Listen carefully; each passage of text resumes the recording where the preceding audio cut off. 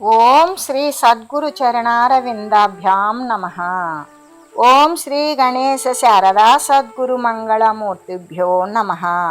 ఓం నమో భగవతే వేదవ్యాసాయ నమః. ఓం నమః ప్రణవార్థాయ శుద్ధ జ్ఞానైకమూర్తయే నిర్మలాయ ప్రశాంతాయ దక్షిణామూర్తయే నమః. ఓం ఈశ్వరో గురురాత్మేతి మూర్తిభేద విభాగినే వ్యోమవద్వ్యాప్తదేహాయ దక్షిణామూర్తయే నమః. శ్రీ గురుగీత ద్వితీయోధ్యాయము. అయితే ఇక్కడ శ్రీ గురువు కంటే అధికమైనటువంటిది లేదు అని శ్రీ శివుని సాక్షిగా, మహేశ్వరుని సాక్షిగా శ్రీ గురువు కంటే మహోత్కృష్టమైనది లేనే లేదు అని తెలియజేస్తూ, అంతేకాదు శంభుని సాక్షిగా శ్రీ సద్గురుమూర్తి కంటే కూడా ఉత్కృష్టమైనది లేదు, శ్రీహరుని సాక్షిగా కూడా శ్రీ దేశికేంద్ర స్వామి కంటే ఇతరమైనటువంటి ఉత్తమమైనటువంటి పదార్థం ఏదైనా ఉన్నదా అంటే లేదు. ఈ విధంగా 4 సార్లు చెప్పడం చేత శివుని సాక్షిగా చేసుకొని శ్రీ గురుదేవుని యొక్క మహోత్కృష్టతను శిష్యులు పరమభక్తితో నిరంతరము కూడా కొనియాడుచూ ఉండాలి అనేటువంటి భావాన్ని స్ఫురింపజేస్తూ, అంతేకాదు శ్రీహరి సాక్షిగా శ్రీ గురుమూర్తి స్వరూపమే శివము, విష్ణు సాక్షిగా శ్రీ గురు పరబ్రహ్మ స్వరూపమే శివతరము, శ్రీ విష్ణుదేవుని సాక్షిగా శ్రీ గురుదేవుని యొక్క స్వరూపమే శివతమము, శ్రీ విష్ణుదేవుని సాక్షిగా కూడా గురుదేవ స్వరూపమే శివతమము. అంటే భగవంతుడకు శ్రీమన్నారాయణుడి సాక్షిగా కూడా శ్రీ గురు పరమాత్మ యొక్క స్వభావమే పరమశివము.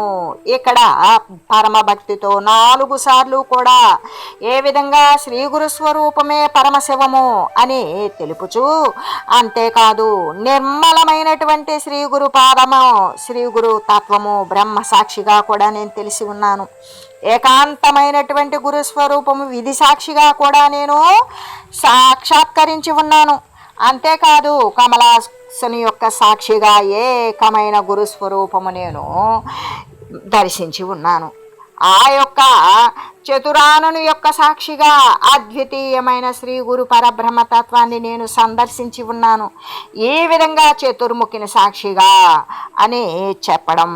ఈ విధంగా ఈ సాక్షులు తీసుకున్నందుచేత వస్తుతత్వం యొక్క దృఢబోధ కోసం 4 సార్లు కూడా ప్రతిజ్ఞ చేసి శపథము చేసి శ్రీ గురు స్వరూపం సాక్షాత్కరింపబడినది అని నిస్సంశయంగా అటువంటి సందర్శనము చేసినటువంటి శిష్యుడు పలికాడు అని ఆ శిష్యుడే చేశాడు అని చెబుతూ, ఇందు శ్రీ గురువు యొక్క అనుగ్రహ బలిమి వలన, అంటే శ్రీ గురుదేవుని యొక్క కరుణా కటాక్షము చేత, ఆయన యొక్క అనుగ్రహము అనేటువంటి వరసిద్ధి చేత, ఆయన యొక్క దయ అనేటువంటి దయా రసము యొక్క బలము చేత శిష్యునికి ఏమి జరిగింది? పరబ్రహ్మ సాక్షాత్కారము జరిగింది. ఆ పరబ్రహ్మ సాక్షాత్కారము దేని వలన ఆయనకు సత్శిష్యునికి కలిగినది తెలియాలి అంటే శ్రీ గురువు యొక్క అనుగ్రహం యొక్క బలిమి చేతనే శిష్యుడు పరబ్రహ్మ సాక్షాత్కారాన్ని చేయగలిగాడు. అతడు పరమధన్యాత్ముడు. ఎవరైతే పరబ్రహ్మ సాక్షాత్కారం చేశాడో అటువంటి శిష్యుడు మరి ధన్యత చెందినటువంటిదే వాని యొక్క జీవితం. అంతేకాదు సందేహం లేదు, ఇందులో లోకంలో ఏదో ఒక విషయాన్ని నిస్సంశయంగా నమ్మిక కలిగినట్లుగా తెలపడం కోసం సూర్య చంద్రాదులను సాక్షిగా తీసుకుంటూ ఉన్నారు. అవునా కాదా? అంతే కదా. ఎందుకు అంటే సందేహం లేదు అంటే నేను చెప్పేది సత్యము, ఇది నీవు నమ్మవలయును, ఇందులో ఎటువంటి సంశయించవలసిన అవసరము లేదు అని లోకంలో అలవాటు ఏమై ఉన్నది? ఆ సూర్యదేవుని సాక్షిగా, ఆ పరమశివుని సాక్షిగా, ఈ చంద్ర సాక్షిగా, మా అమ్మ సాక్షిగా, నీ సాక్షిగా, నా సాక్షిగా అని చెప్పుకుంటూ ఉంటాం. అయితే ఇటువంటిదంతా కూడా మనకి అనుభవం అయినటువంటి విషయమే. ఎక్కడైతే శ్రీ గురు భక్తుడు ఆ విధంగా చెప్పటం లేదు. ఏ విధంగా చెప్తున్నాడు? పరమ భక్తితో చెప్తూ ఉన్నాడు. మరి ఆ గురు భక్తుడైతే ఎట్లా చెప్తూ ఉన్నాడు? పరమభక్తితో శ్రీ గురు తత్వజ్ఞాన దృఢత్వం కోసమే శివుడు, హరి, విధి అంటే బ్రహ్మదేవుణ్ణి, ఈ ముగ్గురు దేనికి కారకులు? సృష్టి స్థితి లయ కారకులు. ఈ కారకులు సత్యమైనటువంటి వారు. ఎందుకు? ఈ సృష్టి యావత్తు జగద్రూపంలో మనకు కనిపిస్తూ ఉన్నది. మనం కూడా ఈ జగత్తులో మనం శరీరం ధరించే ఉన్నాం. మన శరీరం కూడా సృష్టి జరిగి ఉన్నది. మరి అది స్థితి పొందుతూ ఉన్నది సత్వగుణ ప్రధానమ చేత. ఆ విధంగా కూడా అది కూడా మనకి అనుభవయోగ్యమే. మనకంటే మన ముందు వారు, మన వెనకవారు, మనకంటే చిన్నవారు, పెద్దవారు శరీరాలు వదిలేసి వెళ్ళిపోతూ ఉన్నారు. ఆ విధంగా శరీర పతనము అనేటువంటిది కూడా తమోగుణ ప్రధానమైనటువంటి ఆ యొక్క శివుని చేత లయం అనేటువంటిది జరుగుతూ ఉన్నది. అందుకే ఈ యొక్క శ్రీ గురు బ్రహ్మతత్వం ఉత్కృష్టమైనది అని ఎవరిని సాక్షిగా తీసుకున్నారు అంటే లోక సంబంధమైన విషయాలు కాదు, లోకం యొక్క సృష్టి స్థితి లయకారకులైనటువంటి ఆ యొక్క శివుణ్ణి, హరిని, మరి విధిని అంటే బ్రహ్మని కూడా ఈ ముగ్గురిని సాక్షిగా తీసుకొనడం చేత శ్రీ గురు స్వరూపము ఎటువంటిది అంటే బ్రహ్మ విష్ణు మహేశ్వరుల స్వరూపమే. ఏ విధంగా అంటే శ్రీ గురు సద్గురుడు తన యొక్క ఆలోచన మాత్రము చేతనే, తన యొక్క సంకల్పం మాత్రము చేతనే సృష్టి కార్యము, స్థితి కార్యము, లయ కార్యము చేయగలిగినటువంటి ఆ బ్రహ్మ విష్ణు మహేశ్వరుల స్వరూపమే.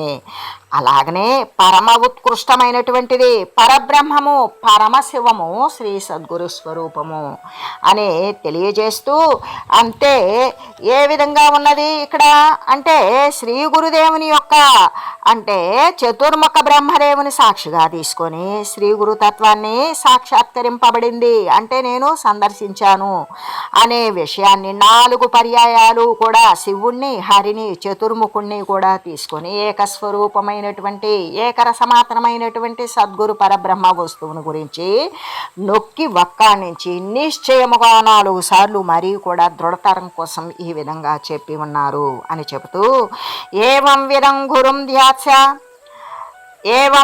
గురుం ధ్యాత్వా జ్ఞానముత్పద్యతే స్వయం తదా గురూపదేశేన ముక్తో హమితి భావయేత్. అంటే పూర్వము చెప్పినటువంటి ఈ విషయం యొక్క సారం ఏమిటి అంటే మనం పూర్వం ఏం చెప్పుకున్నాం? శివుని సాక్షిగా, హరి సాక్షిగా, బ్రహ్మ సాక్షిగా కూడా శ్రీ గురు బ్రహ్మస్వరూపమే ఆ పరమానంద స్వరూపము. అదే ముక్తత్వాన్ని చెందింపజేస్తుంది. అదే మరి సంబంధమైనటువంటి శారీరక జగత్ సృష్టిలను గావిస్తూ ఉన్నది, స్థితి పొందింపజేస్తుంది, లయింపజేస్తూ ఉన్నది. సర్వానికి మూలాధారమైనటువంటి ఆ పరబ్రహ్మతత్వాన్ని గురించి అదే అయ్యున్నది. దానిని గురించి తెలియచెప్పేది అదే, దానిని పొందింపజేసేటువంటి సమర్థత కూడా శ్రీ గురు స్వరూపమే అని చెబుతూ, అదే మనం ఇప్పటి వరకు చెప్పుకున్నటువంటి విషయం యొక్క సారమేమి అంటే శ్రీ గురు స్వరూపము కేవలము పరబ్రహ్మమే అని చెబుతూ, పరబ్రహ్మమే అంతేకాదు సచ్చిదానందమే అంటే కేవల నిరతిశయానంద నిరంజ్యోతి స్వరూపుడు, పరంజ్యోతి స్వరూపుడు, నిరామయుడు, నిరావరణుడు ఏదయ్యి ఉన్నదో ఆ పరబ్రహ్మ స్వరూపము కేవలము శ్రీ గురు స్వరూపము మాత్రమే, అంతకంటే భిన్నమైనది కాదు. అది ఏ సచ్చిదానందము అంటే సత్తు చిత్తు ఆనందము. ఏదైతే సత్తు అయి ఉన్నదో, ఏది చింతిస్తూ ఉన్నదో, ఏది ఆనంద స్వరూపం అయి ఉన్నదో 3 కూడా ఏకమాత్రమైనటువంటి సచ్చిదానంద స్వరూపము. అటువంటి దానిని శిష్యుడు మనసున నిరంతరం కూడా ధ్యానించాలి. ఏది శ్రీ గురు పరబ్రహ్మ స్వరూపాన్ని ధ్యానిస్తే వాడు ఆ పరబ్రహ్మ తత్వాన్ని పొందగలుగుతాడు. ఆయన యొక్క మరి జ్ఞానైకమైనటువంటి సుబోధ చే మాత్రమే దానిని అనుసరించి పరబ్రహ్మతత్వాన్ని పొందగలుగుతాడు ఆ సద్గురువును ఆశ్రయించినటువంటి సత్శిష్యుడు. అందుకే ఆయనను ఆ సద్గురు స్వరూపాన్ని శిష్యుడైన వాడు, సత్తును కోరేవాడు నిరంతరం కూడా ధ్యానించాలి. ఇలాగా ఆచరించడం చేత ఆ గురుతత్వము అనేటువంటిది పరోక్షంగా తెలుస్తుంది. అంటే తనకంటే ఇతరమైన దానిగా తెలుస్తుంది. ఇది తనేమై ఉన్నది? జగత్ సంబంధమైన దృశ్య సంబంధము అయి ఉన్నది. ఏది శరీర మాత్రంగా కూడా ఇన్నాళ్ళు మనం ఏమై బ్రతికాము? శరీరమే సత్యమని బ్రతికాము. గురువు యొక్క అనుగ్రహ భాగ్యము చేత ఏ శరీరము నేను కాదు అనేటువంటి జ్ఞాన దృష్టి అనేటువంటిది మనకు కలిగింది. ఆ కలగడం గురు సేవకు కారణమైంది. ఆ గురుసేవ గురువు యొక్క అనుగ్రహానికి లోపడింది. ఆ గురువు యొక్క అనుగ్రహం మళ్ళీ కూడా మనం అటువంటి సత్తునందు చరించడానికే కారకమైంది. అందుకే అప్పుడు అసలైనటువంటి గురుతత్వము అంటే పరబ్రహ్మ స్వరూపమే అనే విషయాన్ని ఎలా తెలిసింది? పరోక్షంగా తెలిసింది. ఇదే పరోక్ష జ్ఞానము అంటే ఇతరమైనటువంటి జ్ఞానము. తప్పనిసరిగా దానిని అనుసరించాలి, దాని యందు తను అన్వయించబడాలి అనే విషయం మాత్రమే తెలిసింది. అదే పరోక్ష జ్ఞానం. ఇది ఏ విధంగా కలుగుతుంది? స్వయంగా కలుగుతుంది. ఇందువలన బ్రహ్మమందలి ఉన్నటువంటి అసంభావన, విపరీత భావనలు నశించిపోతూ ఉన్నవి. అంటే అప్పటిదాకా బ్రహ్మము అనేటువంటి ఆ బ్రహ్మమునందు ఉన్నటువంటి భావన మనకి ఎటువంటిది? అసంభావన. దాని యందు మనకి ఎటువంటి బుద్ధి పుట్టలేదు. మరి దాని యందు విపరీత భావనలు కూడా ఉన్నవి. బ్రహ్మము అని ఒకవేళ మనం విని ఉన్నా, తెలిసి ఉన్నా, అది మన బోటి వాండ్రకు కాదు. దానికి జ్ఞానులైన వారు, మహనీయులైన వారు, సాధువులైన వారు మాత్రమే దానిని చేపట్టగలరు. మనలాంటి వారికి సాధ్యము కాదు అనే విపరీతమైన భావాలు ఉన్నవి. ఆ భావాలు అన్నీ కూడా శ్రీ గురుతత్వం తెలిసిన మరుక్షణమే ఈ విపరీత భావనలు అన్నీ కూడా నశించిపోతూ ఉన్నవి. అయినప్పటికీ కూడా సంశయ భావన అనేటువంటిది అంటే తన యొక్క స్వరూప జ్ఞానం లేకపోవడం వల్ల సంశయం అయితే నిలిచే ఉంటుంది. విపరీత భావనలు నశించిపోయినప్పటికీ కూడా వానికి సందేహం ఉంటుంది. ఎందుకుంటుంది అంటే వానికి విషయం మాత్రమే తెలిసింది. వాడు దానిని అనుసరించలేదు, అనుష్ఠానము చేయలేదు, దాని యందు వాడు ఏకత్వాన్ని పొందలేదు. అంటే తన యొక్క స్వరూప జ్ఞానము లేకపోయింది. లేకపోవడం వలన అక్కడ ఏం మిగిలి ఉన్నది? దోషమే మిగిలి ఉన్నది. ఆ మిగిలి ఉండటం అది ఈ పరబ్రహ్మతత్వం అనేటువంటి ఇది పరోక్షంగా మాత్రమే ఉన్నది, తనకంటే వేరుగా ఉన్నది. అయితే తనకు స్వరూప జ్ఞానం లేని కారణం చేతనే పరబ్రహ్మతత్వం పరోక్ష జ్ఞానమైంది. అంటే అటువంటి దోషం ఇంకా తన యందు మిగిలి ఉన్నది కాబట్టి తనకు స్వరూప జ్ఞానం అనేటువంటిది లేకుండా పోయింది. అంటే తను ఏర్పాటు చేసుకున్నటువంటి లక్ష్యమా లేదా సహజముగా ఉన్నటువంటి లక్ష్యమా? సహజముగా ఉన్నటువంటి లక్ష్యమే, సహజంగా ఉన్నటువంటి ఆ పరబ్రహ్మతత్వమే దానిని లక్ష్యంగా పెట్టుకున్నప్పుడు మాత్రమే చెలిస్తూ ఉన్నటువంటి, గ్రహించడానికి సాధ్యము కానటువంటి తన లక్ష్యమేమి? ఆ పరబ్రహ్మ వస్తువును చెందవలే. మరి అది గ్రహించడానికి సాధ్యమా? సాధ్యము కాదు. ఎందుకు? తనకు అనుభవం అయినటువంటి జ్ఞానము లేదు, తనకు స్వరూప జ్ఞానము లేదు. ఆ విధంగా మరి అది ఎలా వస్తుంది అంటే తను అప్పటి వరకు కూడా దృశ్య సంబంధమైన, శారీరక సంబంధమైనటువంటి వాసనతోనే బ్రతికున్నాడు. ఆ దృశ్య వాసన అనేటువంటిది నశించలేదు. అది నశింపకపోతే ఏమవుతుంది? ఈ జీవుడు మరి ఈశ్వరుడు ఏకత్వము అనేది జరుగుతుందా? జరగదు. అప్పుడు జీవేశ్వర ఐక్యము అనేటువంటి తత్వము సంశయగ్రస్తమై సంశయం చేతే నిలబడిపోతుంది. ఆ సందేహమే మిరింగివేస్తుంది. ఆ సంశయం చేత జీవుడు ఈశ్వరుడు ఏకత్వము అనేటువంటి విషయం సందేహం ఉన్నంత వరకు కూడా ఈ యొక్క విషయాన్ని గురించి మరి గ్రహించడానికి సాధ్యమవుతుందా? ఎప్పటికీ సాధ్యం కాదు. కేవలము అది ఏ విధంగా ఉంటుంది? స్వరూప జ్ఞానం లేకపోయిన కారణం చేత పరోక్షమైనటువంటి ఆత్మస్వరూప జ్ఞానము మాత్రమే ఉంటుంది. అయితే ఆ ఆత్మస్వరూప జ్ఞానం ఏ విధమైనటువంటి విషయం ద్వారా తెలియబడుతుంది? మహావాక్యోపదేశానికి యోగ్యతను కలిగిస్తుంది.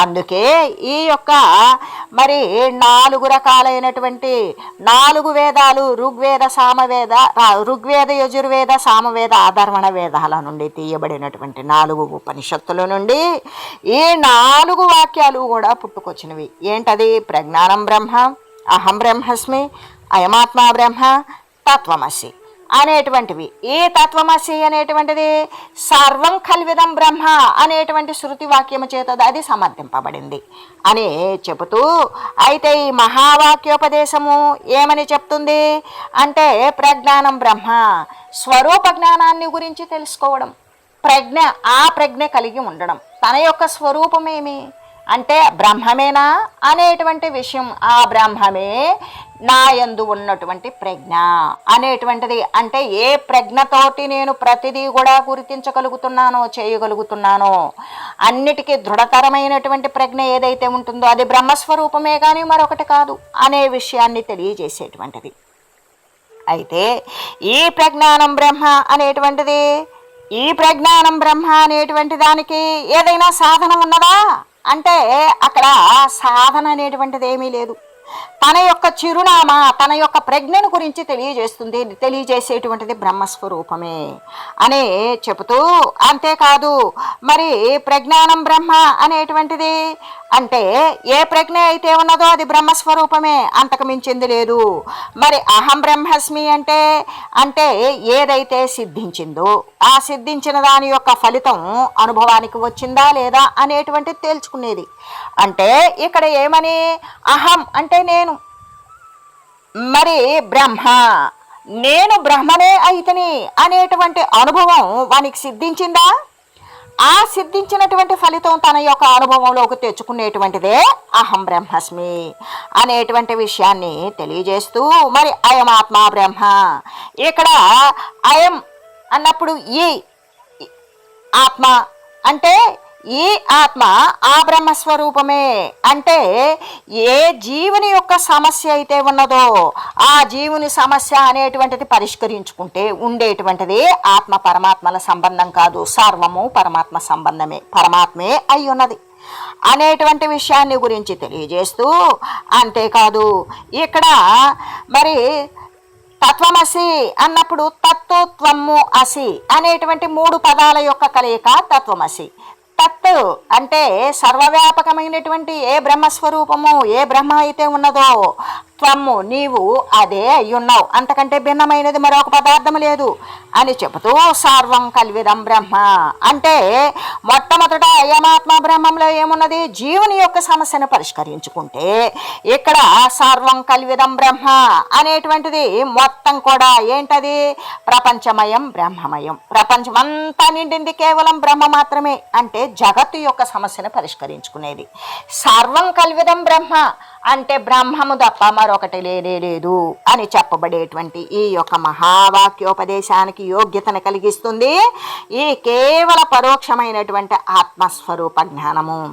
మరి ఇటువంటి యోగ్యత కలిగినప్పుడు తత్వమసి అనే మహావాక్యోపదేశాన్ని పరమ గురువు ద్వారా శ్రవణం చేయవలసిందే. ఎందుకు, దాని యందు తత్వమసి అంటే ఇక్కడ నీవు నేను జీవుడు జగత్తు అనేటువంటిది ఏమీ లేదు, సర్వము కూడా ఈశ్వర తత్వమే. అంటే నీవు అనబడేది నేను అనబడేది సర్వము బ్రహ్మము కంటే భిన్నమైనది కాదు అనే విషయాన్ని గురించి తెలియజేస్తూ, ఆ బ్రహ్మము ఏమై ఉన్నది, సర్వవ్యాపకమై ఉన్నది.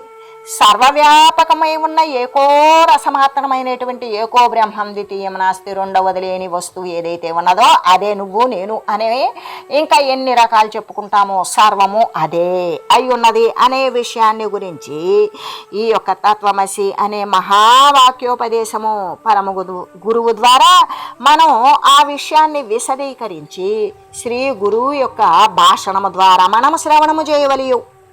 శ్రీ గురుముఖత వెలువడినప్పుడు ఆ విషయాన్ని గురించి తత్వమసి అనేటువంటి మహావాక్యం యొక్క అర్థాన్ని విశదీకరించేటప్పుడు మనం శ్రద్ధతో ఆలకించవలయు. ఆ తర్వాత దానిని మనము మళ్ళీ మళ్ళీ స్మరించాలి, ఆ తత్వాన్ని గురించి విచారించాలి. గురువు బోధ యొక్క విషయాన్ని గురించి నిధిధ్యసనము ఎల్లవేళలా నిక్షేపించబడినటువంటి దాని యందే ధ్యాస ఉంచాలి. ఆ ధ్యాస చేత నేను సాక్షాత్ పరబ్రహ్మస్వరూపము అంటే పరబ్రహ్మస్వరూపము కంటే ఇక్కడ అహం అనేటువంటి పదార్థం ఏమీ లేదు. ఈ జీవ జగత్తులు పరిష్కరించుకున్నప్పుడు ఉండేటువంటిది కేవలం ప్రధానమైనటువంటి ఆ పరబ్రహ్మ స్వరూపమే, మరొకటిది లేదు. అంటే ఇక్కడ జీవ జగత్తులను పరిష్కరించుకోగలిగినటువంటి సత్తా అనేటువంటిది ఈ మహావాక్య ఉపదేశాల యందు విరివిగా ప్రస్తావించబడింది, విశదీకరించబడింది. అయితే ఈ యొక్క తత్వమసి అనేటువంటి మహావాక్యం ద్వారా ఏమైంది అంటే శ్రీ సద్గురుమూర్తి ఎప్పుడైతే బోధన సల్పుతారో ఆ బోధనను శ్రద్ధగా ఎవడైతే వింటాడో వాడు ఆకలింపు చేసుకున్నప్పుడు దానిని పదే పదే పదే అదే స్ఫురణకు వస్తుంది. పనిగట్టుకొని మనం చేసుకోనక్కర్లా. ఎందుకు అంటే అది ఎల్లవేళలా కూడా సత్యమై ఉన్నది. సత్యమునందు ఆసక్తి కలిగినటువంటి వానికి నేను ఎలా పరబ్రహ్మ స్వరూపాన్ని అయ్యాను అనేటువంటి విచారణ వారిని వేధిస్తూనే ఉంటుంది, విచారణకి దోహదం చేస్తుంది. అటువంటి విచారణ ద్వారా వాడు ఎల్లప్పుడూ కూడా నిధిధ్యసనము అంటే ఏదైతే తనలో నిక్షేపించబడినటువంటి జ్ఞానం ఉన్నదో దాని యందే ధ్యాస పెడతాడు. ఆ ధ్యాస వలన అప్పుడు వానికి సత్యం సాక్షాత్కరిస్తుంది.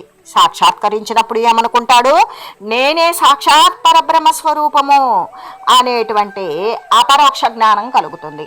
మొట్టమొదటైతే ఏం కలిగింది అంటే గురుతత్వం ఎప్పుడైతే గురుసేవ చేసినప్పుడు పరోక్షంగా తెలుస్తుంది. కాబట్టి గురుతత్వం తెలిసినప్పుడు అది పరోక్ష జ్ఞానం కలుగుతుంది. ఎప్పుడైతే ఈ మహావాక్య బోధ ద్వారా శ్రీ సద్గురుమూర్తి యొక్క వాక్ సుధ ద్వారా వాక్ అమృతం ద్వారా ఈ యొక్క తత్వమసి అనేటువంటి విషయాన్ని విచారణ పూర్వకంగా వాడు శ్రవణం చేసి విచారణ చేసి నిధిధ్యసనం చేసి మననం చేసి స్మరించి వాడు చిట్ట చివరికి తన విచారణలో తనకి తెలియదేమిటి అంటే నేను సాక్షాత్ పరబ్రహ్మ స్వరూపమే అనేటువంటి అక్కడ అపరోక్ష జ్ఞానము. అంటే ఆ బ్రహ్మమే నేనైనప్పుడు నేను బ్రహ్మమే, నాకంటే భిన్నమైన వస్తువు మరొకటి లేదు. అదే అపరోక్ష జ్ఞానం. అంటే తనకంటే వేరయ్యి ఏ ప్రపంచము లేదు, ఏ బ్రహ్మతత్వము లేదు. ఇక్కడ బ్రహ్మము అంటే సర్వానికి ఆధారము ఆశ్రయము అయినటువంటి ఏ బ్రహ్మమైతే ఉన్నదో అంతకుమించి ఇక్కడ నేను నువ్వు అనేటువంటి మరో ఇతరమైనటువంటి వ్యత్యాస్తము లేదు. అటువంటిదే అపరోక్ష జ్ఞానం. ఇందుచేత ఈ సంశయాభావన రూపదోషం కూడా నశించిపోతుంది. ఈ సంశయాలతో కూడినటువంటి అభావాలతోటి కూడి ఉన్నటువంటి ఈ రూపదోషాలు ఏవైతే ఉన్నాయో అవన్నీ కూడా నశించిపోతాయి. ఇది పరమాత్మ తానై ఎప్పుడు ఈ యొక్క విచారణ ద్వారా సాక్షాత్ పరబ్రహ్మ స్వరూపము నేనే, ఆ పరబ్రహ్మ తత్వము నాకంటే భిన్నమైనది కాదు అని అపరోక్ష జ్ఞానం ఎప్పుడైతే కలిగి ఉంటాడో దాని ద్వారా రూపదోషాలన్నీ నశించిపోగా సంశయాలన్నీ అడుగంటిపోగా ఇక ఉండేటువంటి పరమాత్మ ఏదైతే ఉన్నదో అది తానే అయి ఉంటాడు. అప్పుడు స్వయం ప్రకాశమానమై ఉంటాడు. ఉండి నిరావరణమై అక్కడ దేని చేత ముసుగు వేయబడదు, ఏ ఆవరణ కూడా ఆచ్ఛాదించదు. సర్వవ్యాపకంగా అఖండంగా రెండవది లేనిది నిత్యమైన శాశ్వతమైన ఆనంద స్వరూపమై ఉండడమే జరుగుతుంది అని తెలియజేస్తూ ఓం మంగళం శ్రీ గురుదేవాయ మహనీయ గుణాత్మనే సర్వలోక శరణ్యాయ సాధురూపాయ మంగళం. ఓం లోకా సమస్త సుఖినో భవంతు. ఓం శ్రీ సద్గురు పరబ్రహ్మాత్మనమస్తు. ఓం తత్సత్.